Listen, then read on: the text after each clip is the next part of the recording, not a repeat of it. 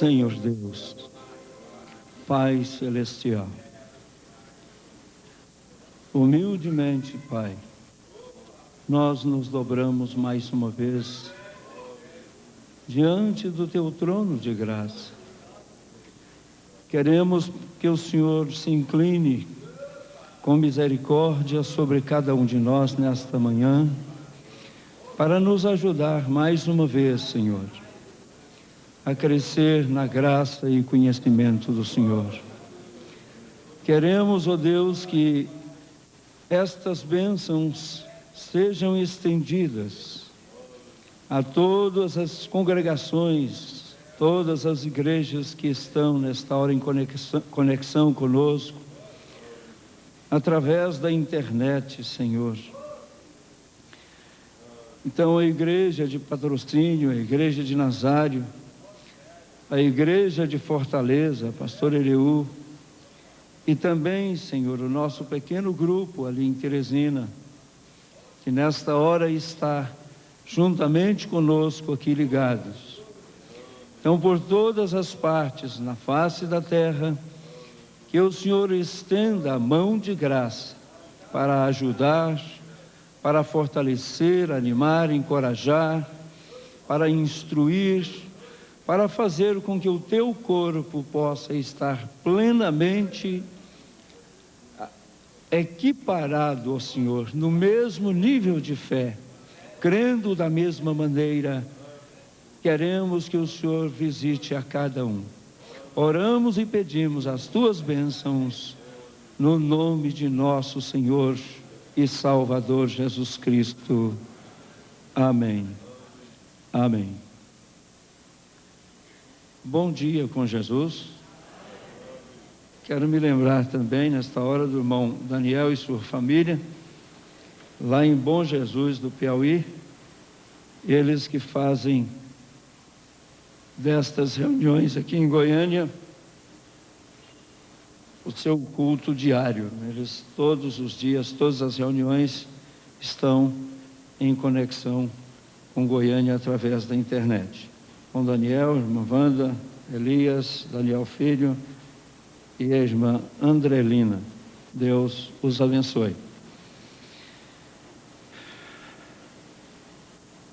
Estava tão bom a escola dominical, né? Podia ter prosseguido naquela atmosfera gostosa. É claro que a atmosfera permanece, mas é melhor a gente ouvir do que falar.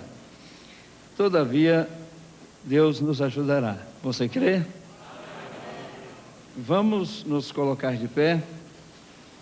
Vamos abrir nossas Bíblias em Zacarias capítulo 4.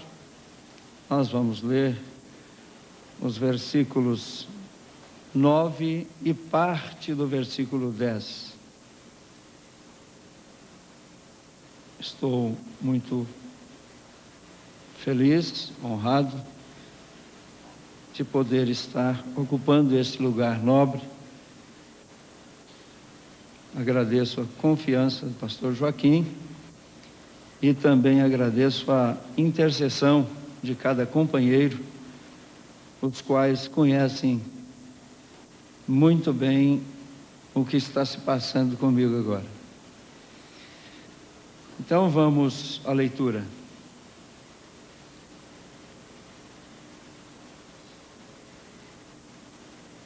As mãos de Zorobabel têm fundado esta casa.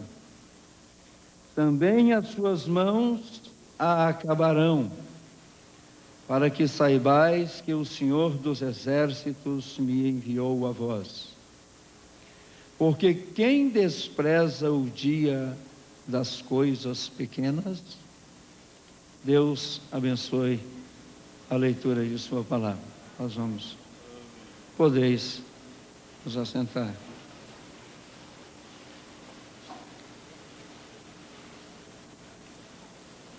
Estou aqui com uma página, que me foi presenteada de uma revista que eu não sei nem qual é, porque aqui não ficou, não é? Mas é uma revista muito boa, porque o conteúdo do que ela trouxe aqui é muito bom. O título aqui diz: se não machucou, não houve falta. E logo em seguida diz: é preciso dar importância às pequenas coisas. Então parece-me que a linha veio, não é?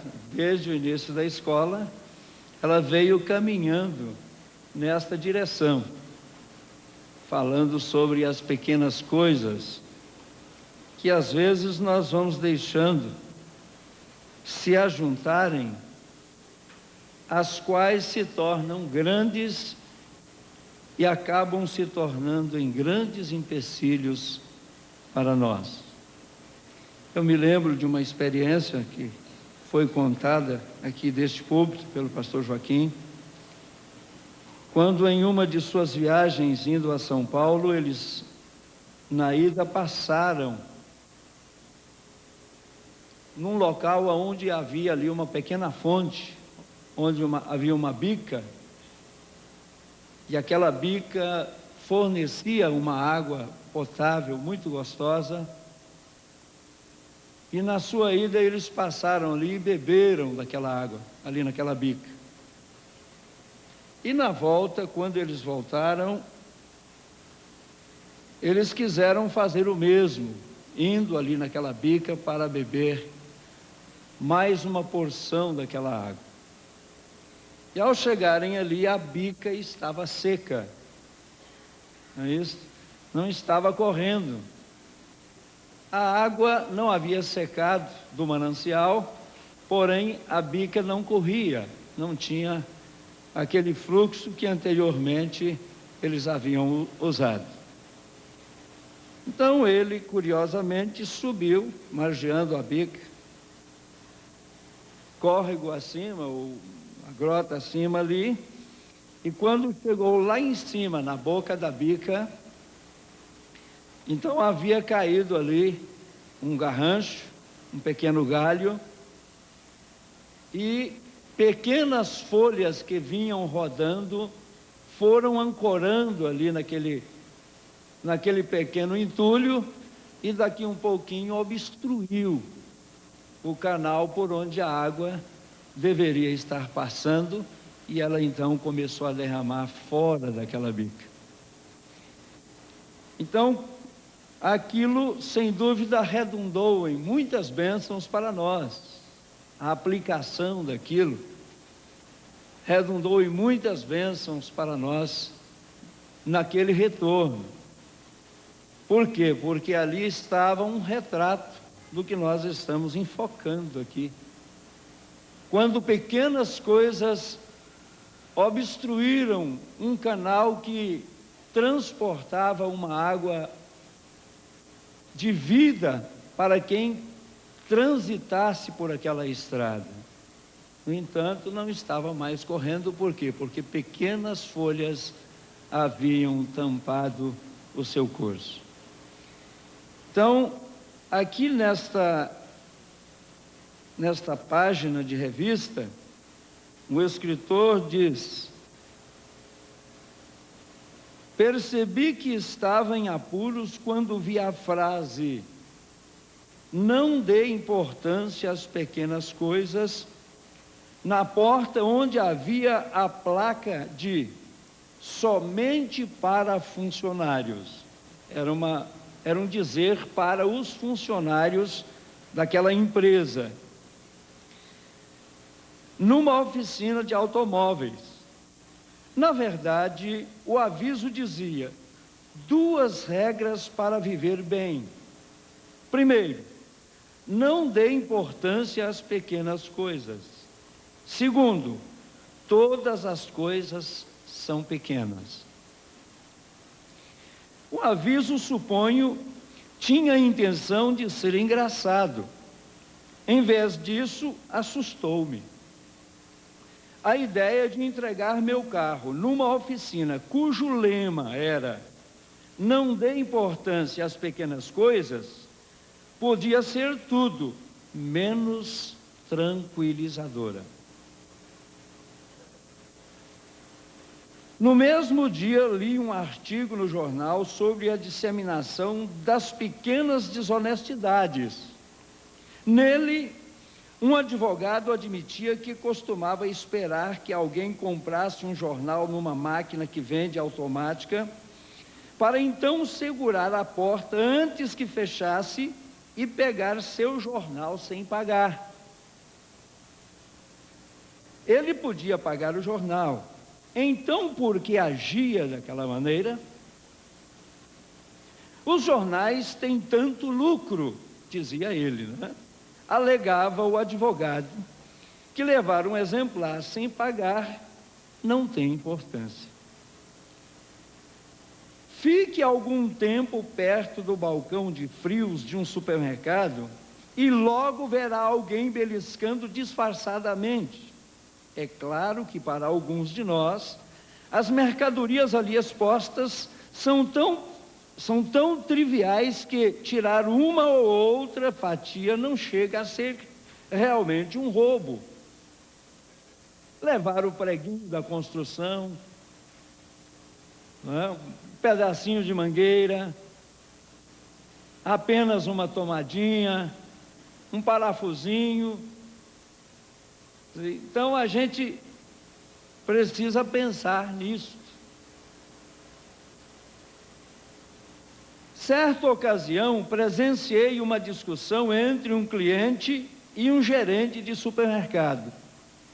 Enquanto a mãe escolhia cuidadosamente as uvas, o filho ia comendo as frutinhas. Agora preste atenção, mães, porque isso aqui tem um recado tão tremendo que precisa ser bem enroladinho, bem acondicionado e guardado para os momentos que você for tratar com seu filho. Isso aqui é de muita importância para nós. Hein? Ah, irmão Paulinho lembrou da irmã Lúcia, é?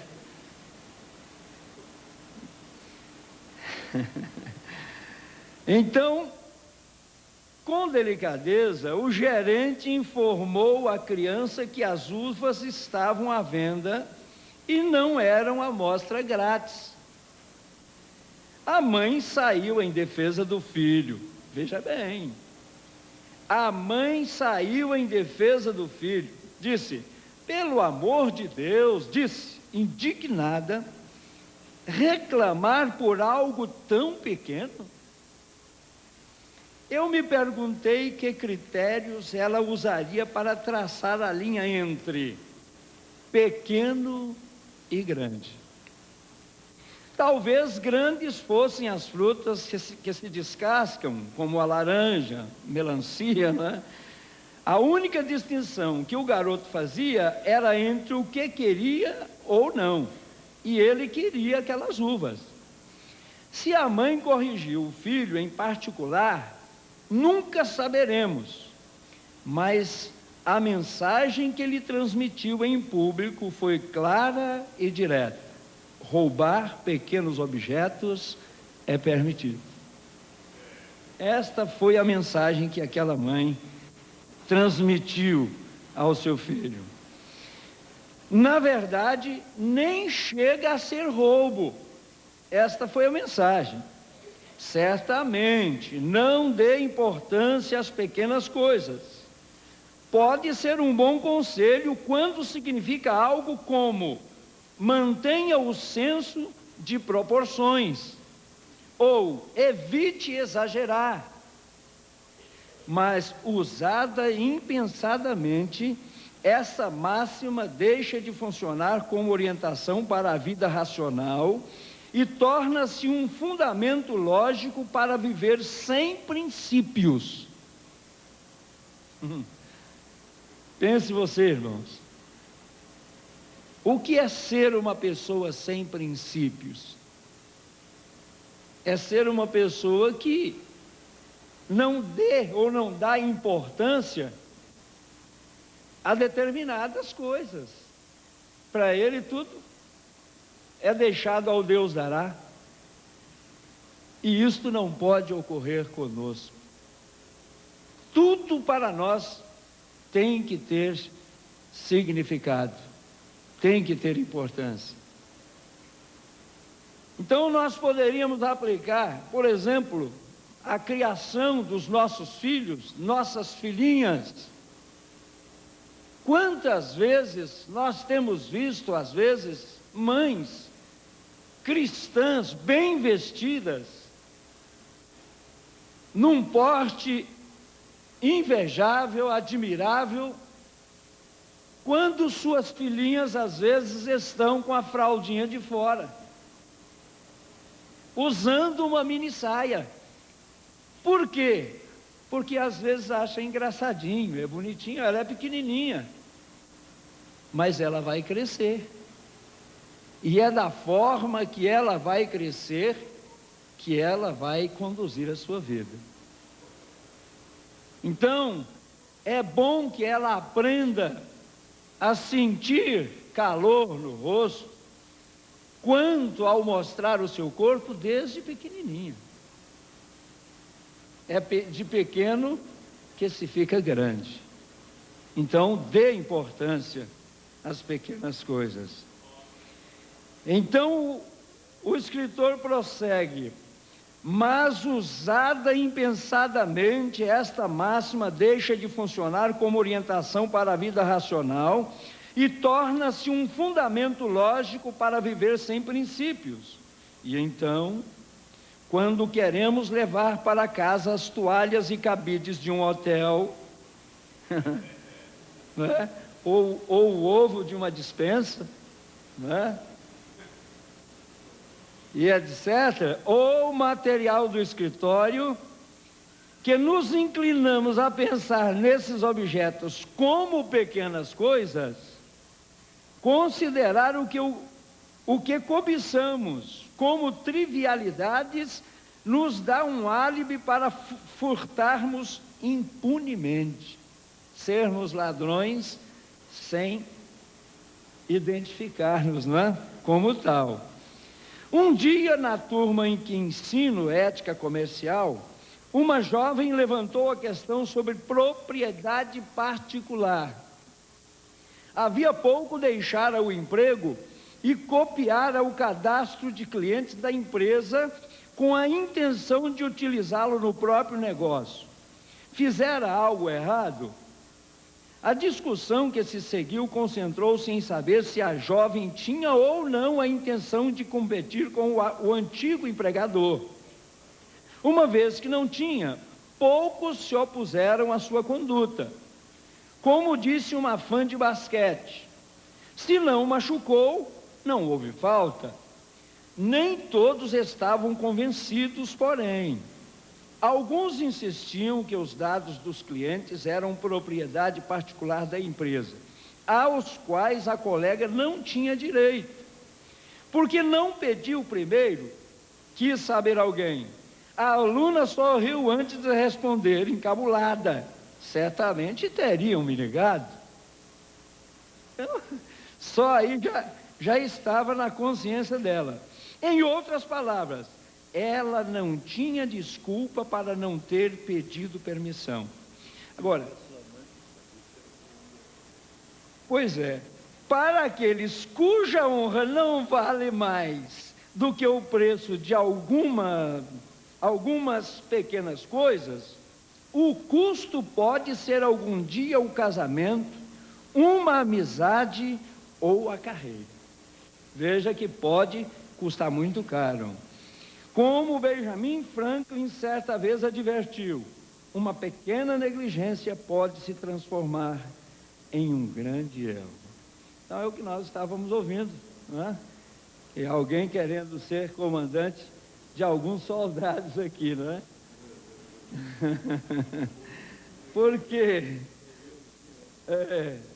Porque podem sofrer um grande acidente se não tiver zelo, cuidado.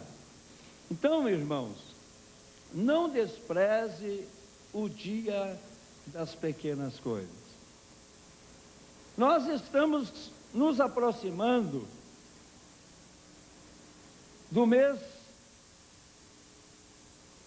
do sol, vamos dizer assim, nós estamos nos aproximando do chamado dia de Natal.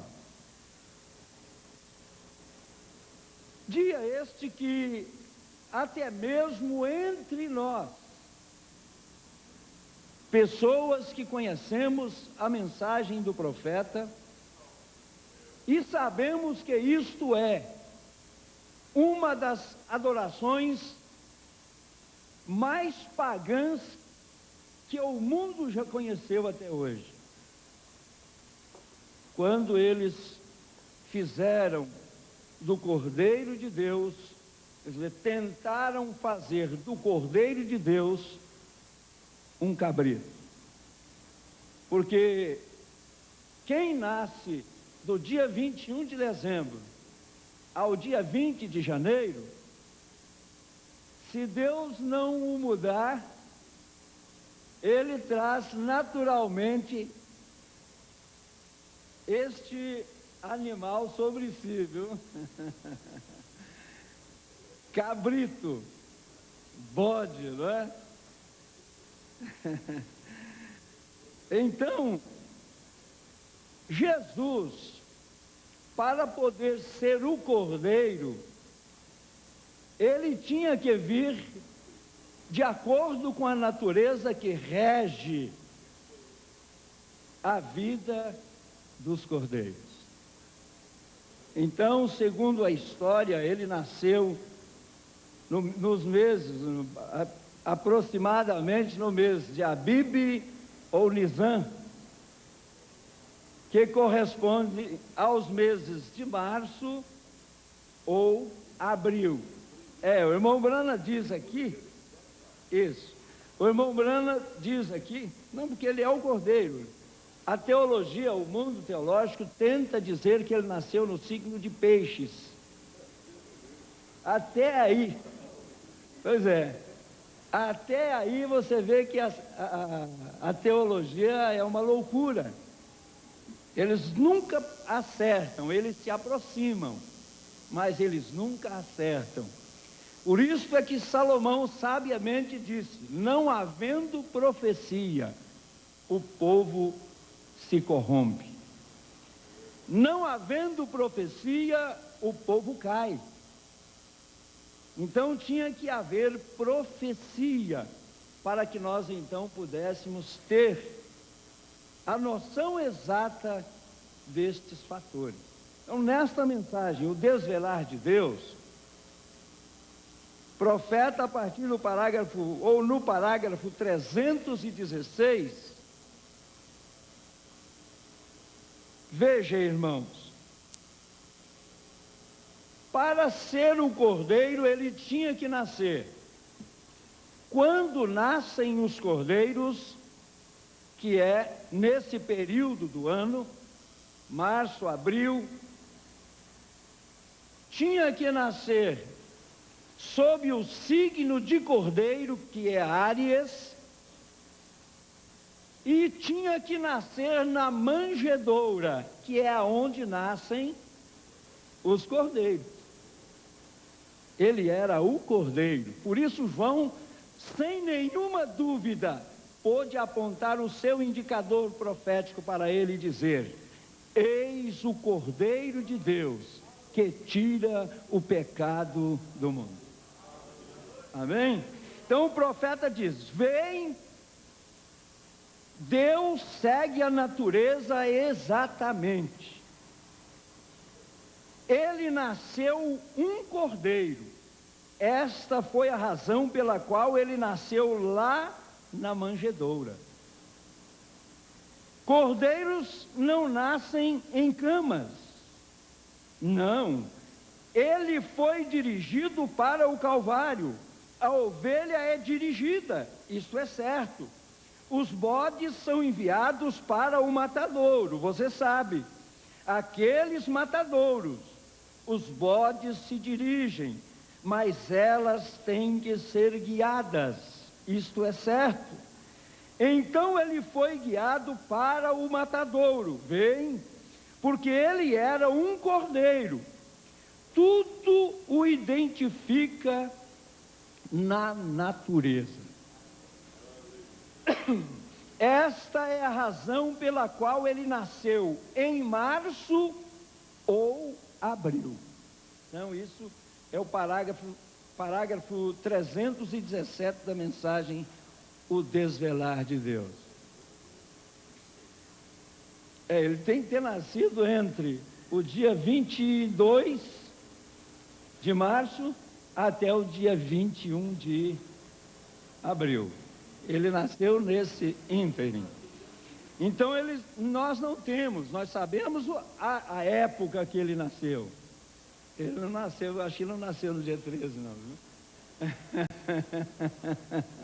Senão ele teria tido algumas diferençazinhas, viu? Né? Então, irmãos, ninguém sabe a data. Quando Roma converteu-se da Roma pagã a Roma papal, tendo já tido ela 3 trindades, ou melhor, 2 trindades anterior, porque ela teve uma trindade que nasceu na sua origem, que foi por volta de 753 anos antes de Cristo, segundo a mitologia fundada por Rômulo, que não podia ser diferente, quer dizer, eles tinham que ser uma plágio daquilo que aconteceu no Éden, porque assim como Caim matou Abel, lá também Rômulo matou Remo. Então eram gêmeos. Só que atrás desta mitologia tem tanta coisa que a ciência louca crê naquilo que nós não sabemos até onde estão as mentes destas pessoas. Porque aqueles 2 gêmeos, segundo a mitologia, eram filhos de Numitor com a deusa Réia. Tem que ter uma mulher no meio. E houve uma guerra lá entre eles, e aqueles gêmeos, uma vez abandonados lá num campo, foram encontrados por uma loba, a qual os amamentou por 2 anos, e depois então foram recolhidos, criados, e depois que cresceram, fundaram Roma. E quando Rômulo morreu, ele foi elevado ao panteão dos deuses romanos com o título de Quirino, sendo ele a 3ª pessoa da primeira trindade romana, que era formada por Júpiter, Marte e Quirino. Estou citando história. 506 ou 509 a.C., os romanos conquistaram os etruscos, e para poderem dominar os etruscos, o que eles fizeram? Eles criaram uma nova trindade de origem etrusca, tirando Marte e Quirino e colocando Juno e Minerva. Então ficou sendo Júpiter, Juno e Minerva. Quando o cristianismo estava vivendo aquela fase de perseguições, falta de liberdade, então lá vem Roma novamente através de Constantino, que através do Concílio de Nicéia criou a 3ª trindade romana, tirando então Júpiter, entre aspas, porque ele continua sendo adorado através da sua comunhão, pois é, que é representado pela hóstia, que é a forma do sol, e tiraram o dia do aniversário de Júpiter, que era 25 de dezembro, e colocaram o aniversário do Filho de Deus, Jesus Cristo. Então tiraram esses deuses pagãos e colocaram os títulos de Deus: Pai, Filho e Espírito Santo. E o mundo religioso, infelizmente, chamado cristão, estão, não é? Isso não tem importância. Às vezes muitos dizem: nós vemos que as Escrituras são monoteístas. Agora, nós não somos politeístas, nós cremos num Deus só que ele se divide em 3 pessoas. Agora, se isto não é politeísmo, não existe politeísmo, porque politeísmo é crença em muitos deuses. Agora, tudo o identifica na natureza. Esta é a razão pela qual ele nasceu em março ou abril, não em dezembro. Não poderia ser. Ele diz: há 20 pés, 6 metros de neve lá em cima, na Palestina, nesse tempo, durante aquela época do ano. Não, nenhum Deus Sol, mas ele era o Filho de Deus, o Deus do Sol romano, no dia 25 de dezembro, quando o Sol passa nestes lugares lá, e eles têm o circo romano e chamam de aniversário do Deus Sol, e eles fazem disto o Filho de Deus. Não, ele era o Filho de Deus. O seu nascimento foi como todo o resto da natureza, exatamente. Então ele tinha que nascer na época que nascem os cordeiros, no lugar em que nascem os cordeiros, que é a manjedoura, e no signo de cordeiro, que é Áries. Agora, o profeta aqui, prosseguindo nesta mensagem: onde está ele, o rei dos judeus? A partir do parágrafo 156, ele diz: e hoje eu gostaria de saber se a nossa religião nos tem trazido aquela inteligência para compreender que não é uma teologia perfumada feita pelo homem que estamos tentando ensinar, mas é no poder e na ressurreição de Jesus Cristo e o Espírito Santo na terra hoje. Irmão, irmã, nesta última hora, enquanto isto está chegando no fim do tempo, examine suas almas, descubra qual é a sua posição para com Deus. Ele diz: é Natal, lantejoulas por todas as ruas, Papai Noel, uma ficção alemã, um dogma católico, não existe nenhuma grama de verdade nisso. Então guarde isso.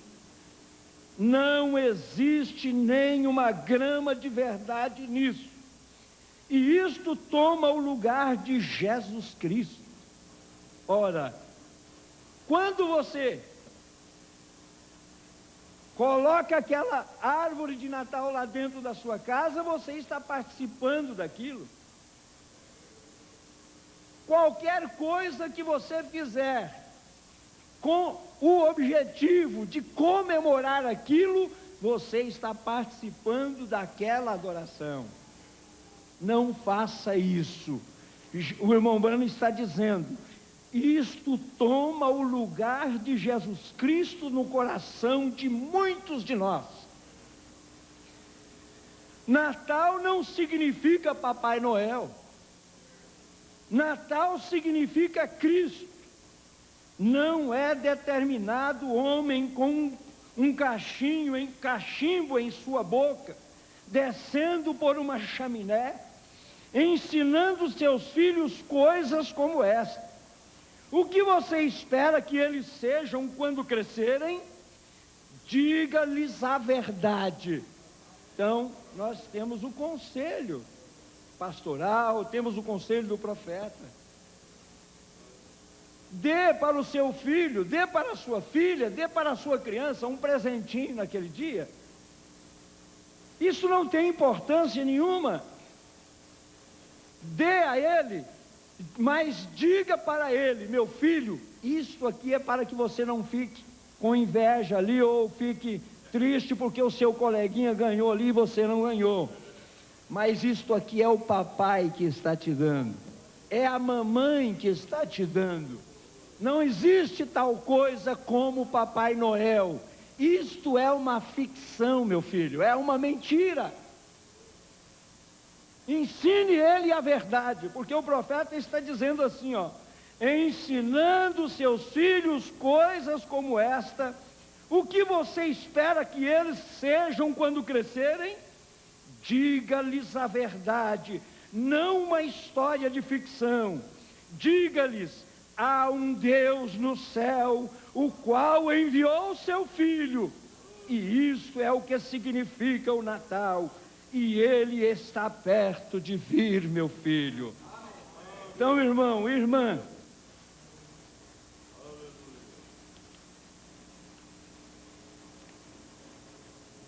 veja bem, e enquanto a pressão começa a vir sobre a terra, o diabo tem colocado suas coisas através dos olhos.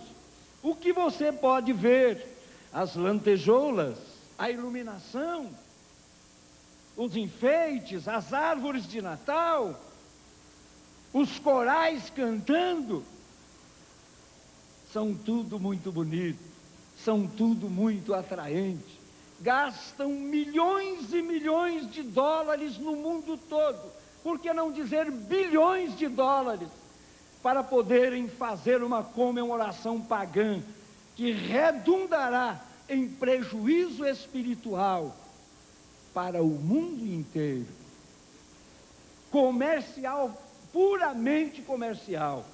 O irmão Brana diz aqui, ele diz aqui: então veja, e enquanto a pressão começa a vir sobre a terra, o diabo tem colocado suas coisas através dos olhos. O que você pode ver? As lantejoulas e assim sucessivamente. Deus tem colocado o seu, o qual é Espírito, amém, que você não pode ver, mas você crê, amém? Jerusalém não tinha resposta, Jeffersonville não tem a resposta, Louisville não tem a resposta, a América não tem, nem mesmo o mundo tem a resposta. Goiânia não tem, parte nenhuma do mundo tem. Deus tem a resposta. Amém. Você crê? Aleluia.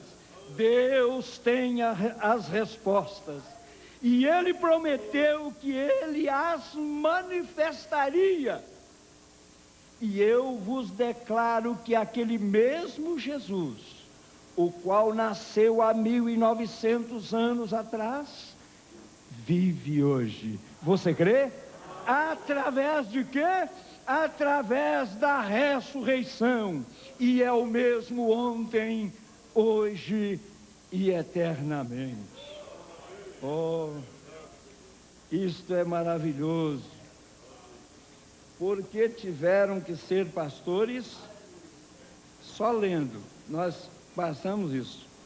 O profeta diz assim, a partir do parágrafo, aqui no parágrafo 14, ele diz: e dá-nos o Espírito, o verdadeiro Espírito de Natal.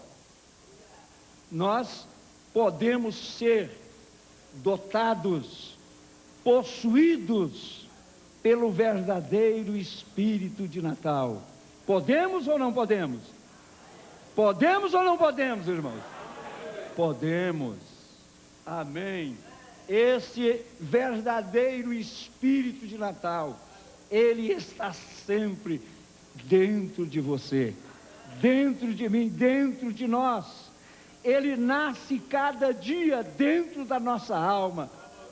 Nós temos uma comemoração permanente. Amém? Porque porque nós somos como a águia que se renova a cada dia. Todos os dias estamos passando por renovação, por mudanças, por transformações. Cada dia da nossa vida é Natal. É Natal. O profeta diz: e dá-nos o Espírito, o verdadeiro Espírito de Natal. Quando cerimônias pagãs, árvores de Natal adornadas, contos fictícios de um homem chamado Papai Noel e de nossos coelhinhos de Páscoa e as diferentes modas com a qual o mundo comercial se tem capitalizado, que seja isso lançado a um lado. Deus deixe que entremos dentro de Cristo, a palavra, porque temos pedido em seu nome. Amém. Agora, 197 desta mesma mensagem. E nos assentamos aborrecidos como se tivéssemos colocado salmoura sobre um galo. Graças a Deus que eu nunca tive nenhum galo, né? Mas eu tenho uns companheiros que tiveram muitos, né? E nós assentamos aborrecidos como se tivéssemos colocado salmoura sobre um galo. Machucado, nota do editor, não é? E deixamos que coisas como estas, menininho pegar a uva, não tem importância. Menininho pegar o apito ali, o bombonzinho apenas, enquanto faz as compras dentro do supermercado.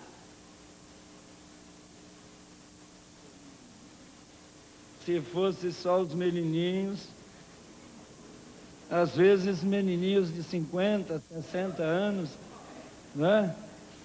Passam por ali, uma passazinha, uma uvinha seca, isso não tem importância. O saquinho estava furado, é porque um dedo já passou por lá, ó. Né? Uma ameixazinha seca, é porque já estava furado. Estou experimentando se é bom. Se for bom, eu compro. Essa não está boa. Deixa eu ver, cara. Quando sai do supermercado,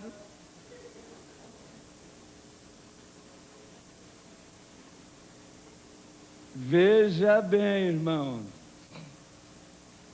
e deixamos que coisas como estas sigam, e tem medo de se levantarem e testificarem de sua convicção e condenarem todas estas futilidades, fazerem com que Jesus Cristo seja o mesmo ontem, hoje e para sempre. É tempo, o profeta diz, é tempo de Natal.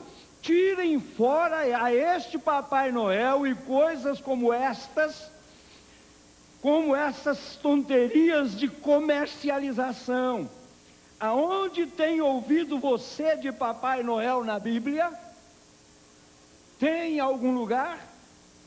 Onde tem ouvido você de Trindade na Bíblia?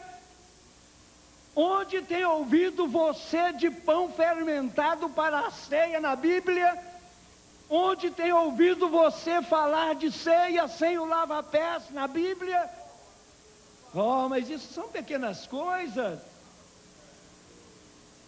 Onde tem você ouvido falar de batismo em títulos na Bíblia? Quando a maior parte dos pregadores dizem, isso não tem importância, tanto faz como tanto fez, ambos são válidos. E aonde ficam as escrituras que diz um só batismo?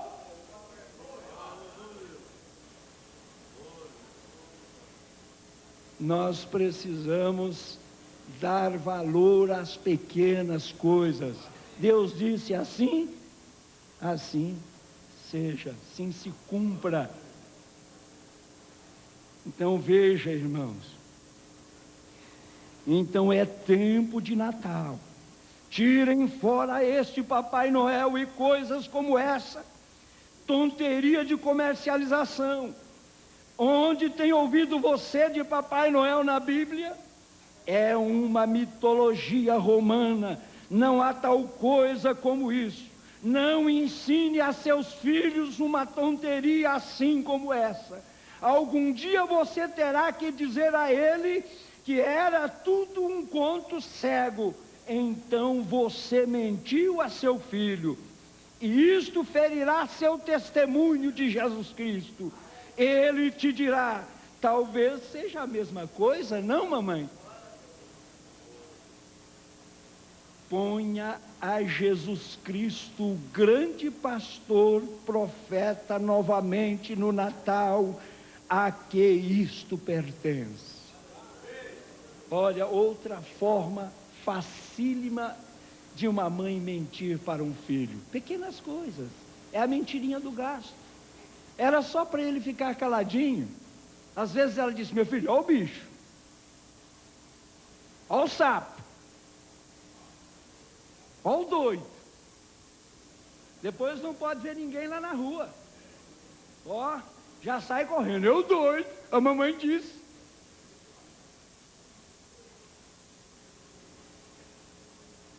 Não despreze as pequenas coisas.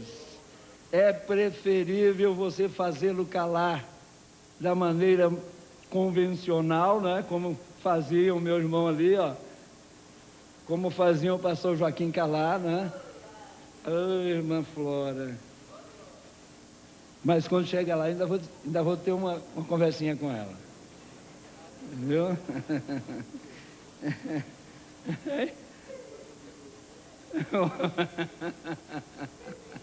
É a única chance que eu tenho agora. Fora daqui eu não tenho, né? Então, irmãos, irmãs, é melhor você deixá-los chorar. O choro não mata, não. O choro traz saúde. O sorriso traz saúde. O choro às vezes traz saúde. Muitas vezes é melhor você dar uma esquentadinha nele e depois de tudo, passado um tempo, aí você vai lá e conversa com ele. Mas ponha Jesus Cristo, o grande pastor profeta, novamente no Natal, a que isto pertence. Agora o tempo já foi. E aqui, ó, já tinha tanta coisa, mas não vai mais. Eu vou só fazer isso aqui, quer ver?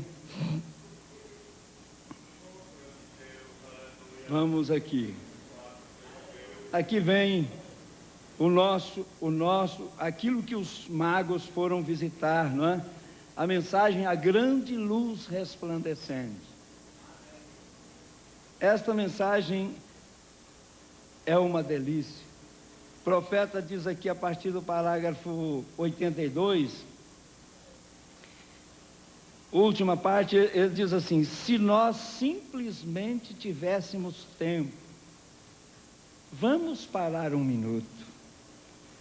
O que o ouro representava, falando sobre aqueles presentes que eles levaram para ele lá na manjedoura.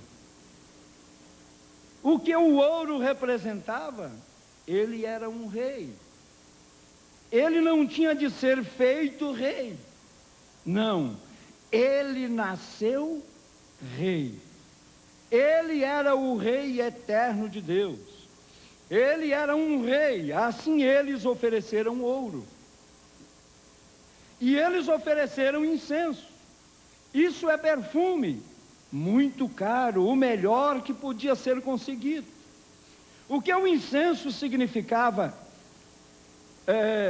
O perfume, ele era o aroma do bom cheiro para Deus. Pois ele ocupou-se curando os enfermos e fazendo o bem. Ouro, porque ele era rei. Incenso, porque ele era o aroma do bom cheiro para Deus. Sua vida o agradou tanto, que Deus respirou em sua santidade e beleza, pois era a sua própria santidade refletida nele. Oh, se nós pudéssemos ser um aroma de bom cheiro, se a santidade de Deus pudesse ser refletida em nós, a ponto de nós ocuparmos fazendo o bem, como Jesus de Nazaré, até que fosse um aroma de bom cheiro para o Senhor. Mas nós nos agitamos, nós discutimos,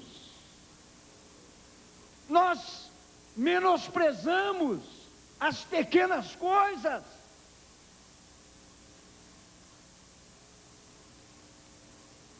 Mas nós nos agitamos, nós discutimos, nós nos afligimos, nós duvidamos. Esta é a razão porque se torna um mau cheiro nas narinas de Deus. Nossas vidas estavam dentro e fora de velhos lugares que não deveríamos estar. Dizemos coisas que não devemos dizer, fazemos coisas que não devemos fazer. Nós nos agitamos e tomamos partidos do mundo. Pequenas coisas, isso não tem importância, aquilo não tem importância, aquilo outro não tem importância.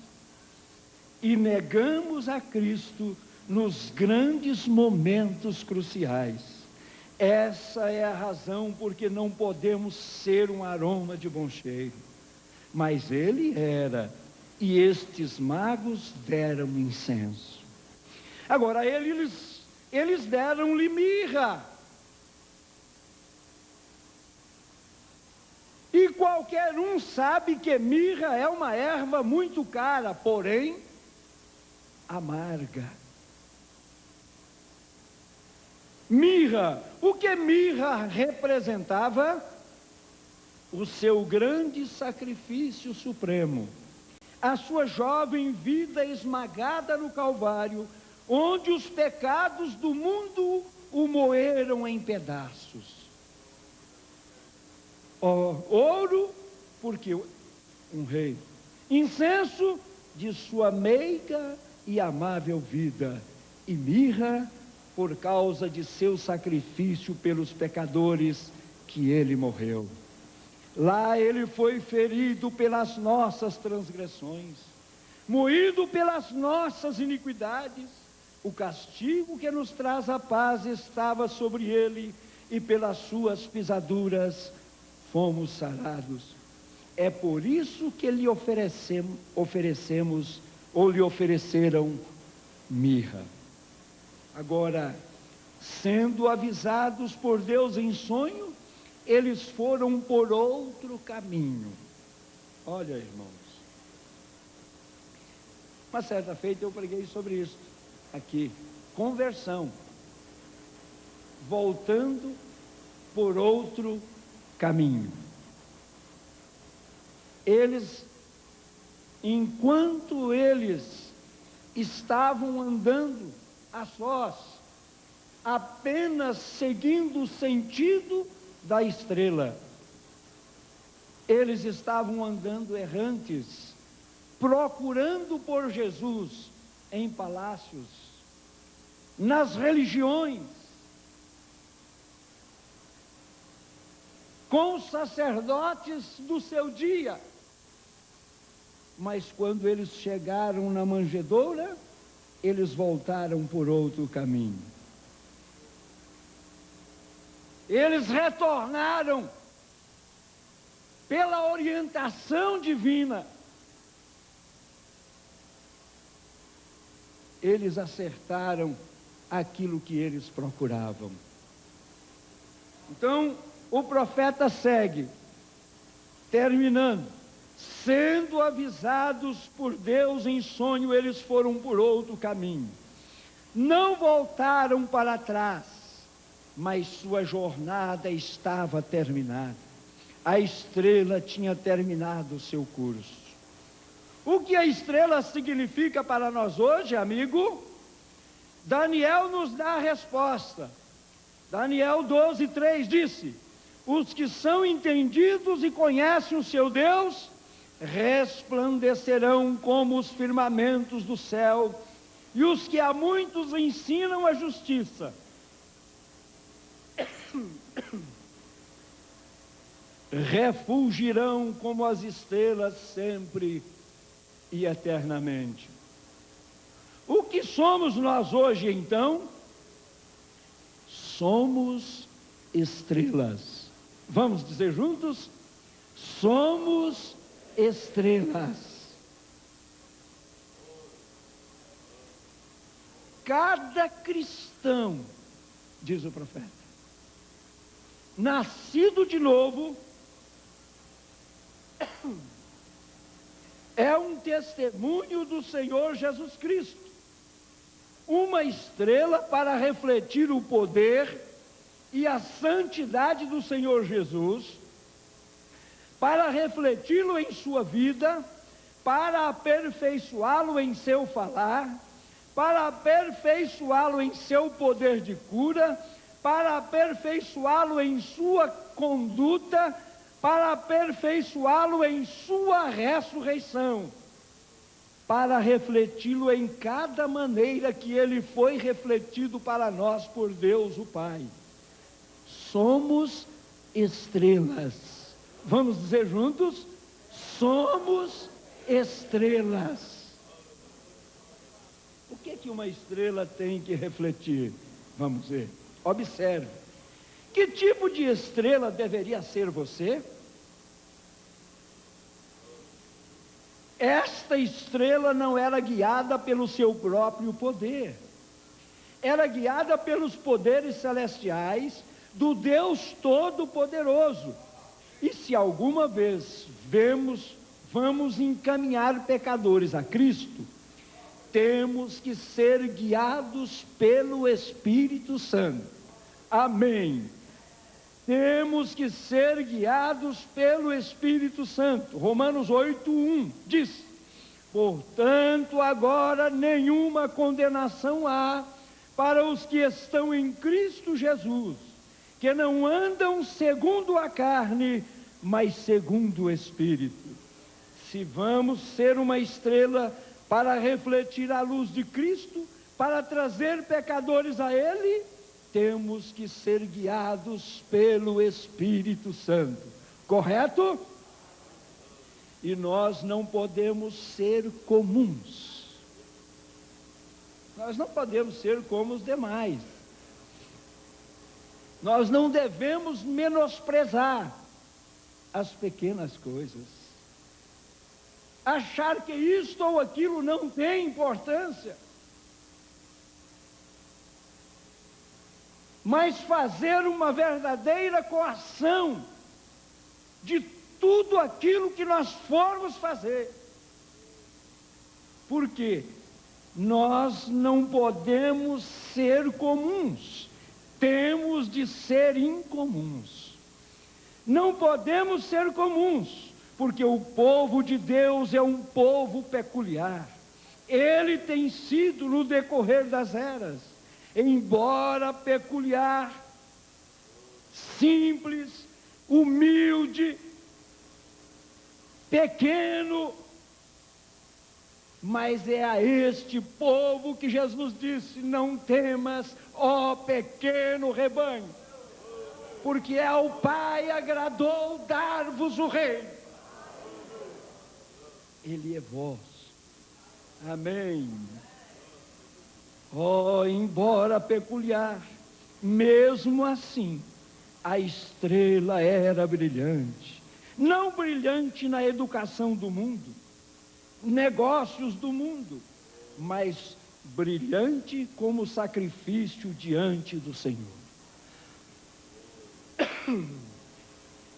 Nós nos prostramos como os magos fizeram na presença do Rei dos Reis, para refletir sua luz. Então, por que ou para que você é uma estrela? Para refletir a luz daquele que brilhou por você. Oh, irmãos, veja, você é uma estrela. Cada cristão é uma estrela para guiar o perdido, para guiar o cansado, o pé do viajante, para aqueles que estão procurando por isso. Então a estrela não pode ser guiada por si mesma, deve ser dirigida pelo Espírito de Deus, deve refletir o brilho de Deus em sua vida, abster-se das coisas do mundo e viver pia e sobriamente nesta vida presente. Deve refletir a luz de seu grande alguém que brilhou. O que devemos fazer então? Levantar e resplandecer a luz de Deus aos moribundos. Nas trevas profundas deste mundo, nós devemos refletir e resplandecer a presença do Senhor Jesus em seu poder ressuscitador. Como Ele é ontem, assim Ele é hoje, para refleti-lo. Amém? É você uma estrela? Para refletir o quê? A luz daquele que, alguém que brilhou por você, quando Ele fez questão dos mínimos detalhes. Quando Ele chegou ali onde estava João, João disse: Senhor, eu é que preciso de ti e tu vens a mim? Ele disse: deixa por agora, João, porque convém nos cumprir toda justiça. Então Ele fez questão de mostrar através dos mínimos detalhes quem Ele representava. Assim também devemos ser nós. Por quê? Porque você é uma estrela para refletir a luz daquele alguém que brilhou por você. E quem foi Ele? Vamos dizer o seu nome? Senhor Jesus Cristo. Amém. Deus te abençoe.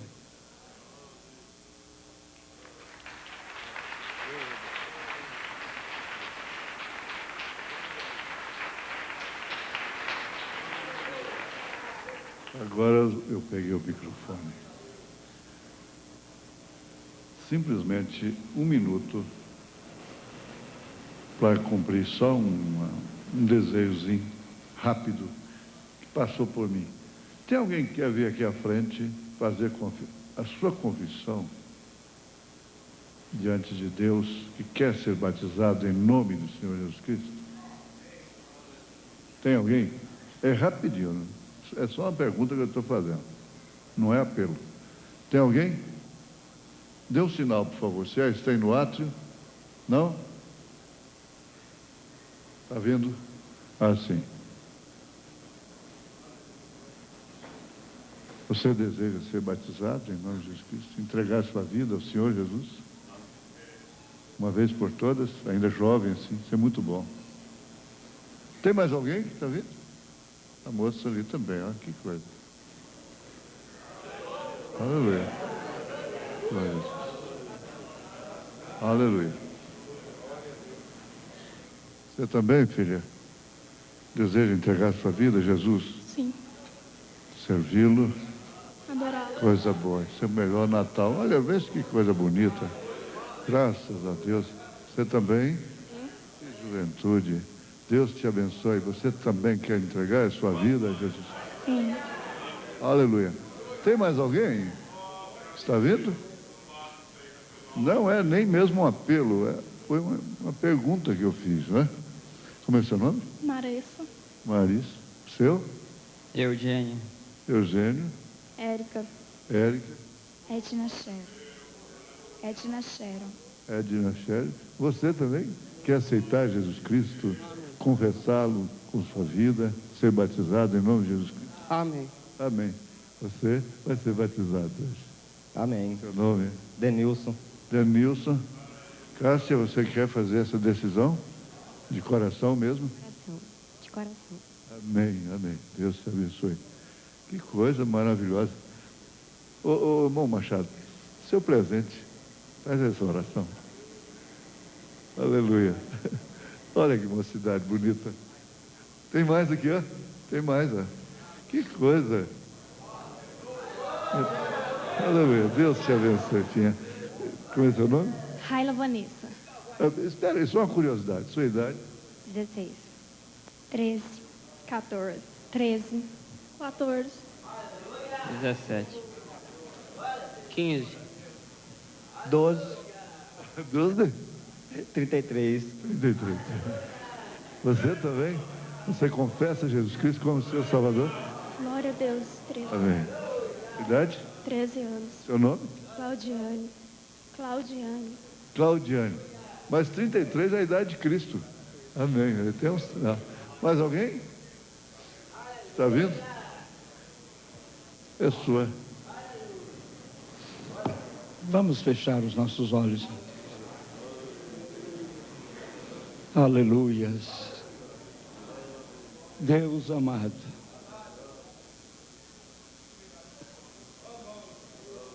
a graça ainda continua disponível, Senhor. A certeza disto é que aqui estão este grupo de jovens que sem dúvida não tem encontrado lá no mundo algo que lhes satisfaça, mas tem encontrado aqui, neste local aonde a Tua palavra está presente, a satisfação de suas almas, Senhor.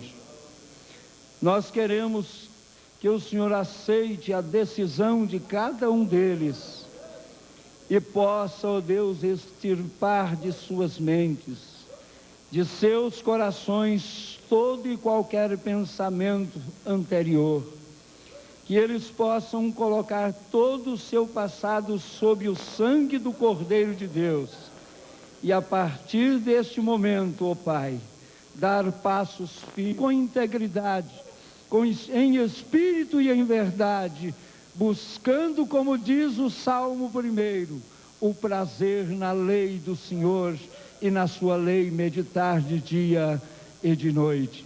Portanto, cubra-os com o teu sangue, é o que todos nós unanimemente desejamos, em nome de nosso Senhor Jesus Cristo. Amém, Senhor. Amém. Amém. São verdadeiras estrelas. Moisés, cuide dessas meninas, desses meninos. Amém? Tome os nomes e, naturalmente, dentro do seu programa aí vai ter uma parte especial para essa juventude que vai chegando aí, irmãos, né? Aleluia. Glória a Deus. Conhece Moisés? Vem cá, Moisés. Aí, ó. Ficou de pé lá, já veio aqui na frente hoje. Vocês têm um contato com ele. Eu estou investindo no irmão Israel. E Deus vai abençoar você, vai entrar em contato com essa gente. Naturalmente, Deus vai te inspirar a fazer um em alguma coisa. Isso aí, esse encorajamento, uma coisa assim. Amém? Glória a Deus. Um abraço, gente. Deus abençoe. Aleluia.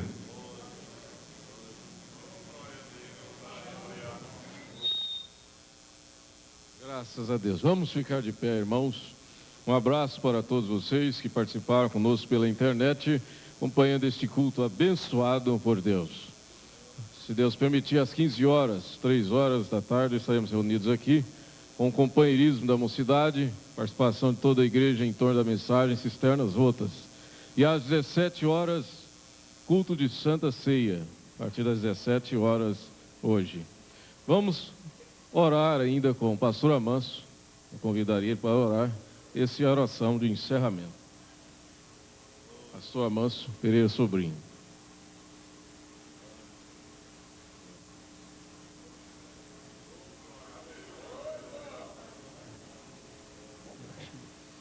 Nosso Deus,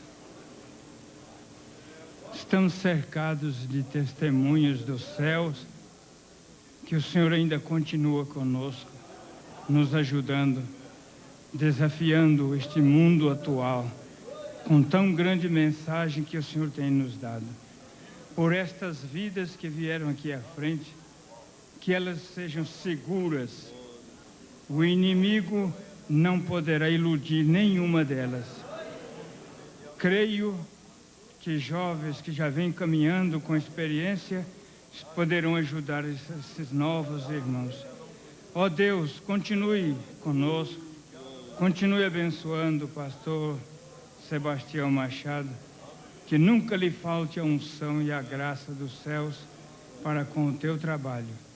Pai, abençoe todo o seu povo, essas famílias que vão voltar aos seus lares, sejam guardados para estarem mais tarde conosco. Nosso Pai, rendemos-te graças por tudo que o Senhor ainda continua fazendo por nós e através de nós. No nome santo de Jesus, nós te pedimos. Amém, Senhor. Amém. Amém. Glória a Deus. Aleluia. Deus continua abençoando o pastor Machado, mantendo essa unção sobre ele. Cumprimente o seu irmão, sua irmã. Deus os abençoe no nome do Senhor Jesus Cristo.